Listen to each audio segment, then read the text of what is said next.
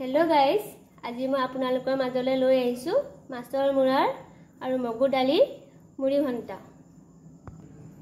তাৰ কাৰণে প্ৰয়োজন হ'ব এয়া দুটা পিয়াজ, আদা নহৰু, কেইটামান জলকীয়া আৰু এক তেজপাত। আৰু তাৰ লগত প্ৰয়োজন হ'ব এয়া আলু, এক বাটি মগু দাইল আৰু এই মাছৰ মুৰা। এতিয়া মই আদা নহৰু পিয়াজখিনি পিছি লম মিক্সিত। এয়া চাও গাইস, পিয়াজ আৰু আদা নহৰু পেষ্টখিনি বনাই ললো। এতিয়া মই কেৰাহীখন দি লৈছো গেছত। হেয়া মই তেলখিনি দি দিছো। হেয়া মই শুকান জলকীয়া কেইটা দি দিছো। আৰু এয়া তেজপাত দি দিছো। জিৰা কেইটামান দি দিছো। দাইল বাটি দি দিছো।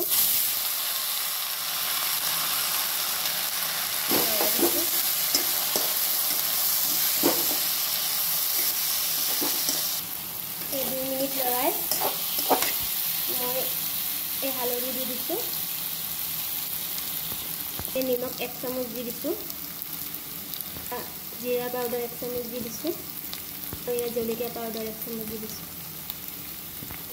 অলপ ভালদৰে লৰাই লৈছো। এতিয়া আলু কেইটা দি দিছো। এতিয়া অলপ ভালদৰে লৰাই লোৱাৰ পিছত আদা নহৰু পেষ্টখিনি দি দিছো। লৰাই দিছো। 5 মিনিটৰ কাৰণে ঢাকনাখন দি দিছো আৰু গেছটো কমাই দিছো। এতিয়া 5 মিনিট হোৱাৰ পিছত 2 কাপ ডাঙৰ কাপেদি পানী দি দিছো।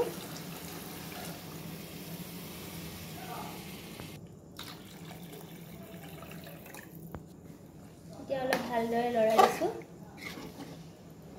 এই চাওক, মই আগতে মাছৰ মাথাখিনি ভাজি থৈছিলো। এতিয়া মই এইখিনি দি দিম ইয়াতে। এতিয়া মই ইয়াক ভালদৰে লৰাই 20 মিনিটমান সময়ৰ কাৰণে ৰাখি দিছো গেছত। এয়া চাওক গাইস, মাছৰ মাথা দি বনোৱা মুৰি ঘণ্টাখন ৰেডি হৈ গ'ল। দেখিছেনে কিমান ধুনীয়া হৈছে, কালাৰটো কিমান ধুনীয়া আহিছে। এনেকৈ আপোনালোকে খাই চাবচোন, বহুত টেষ্টি হয়।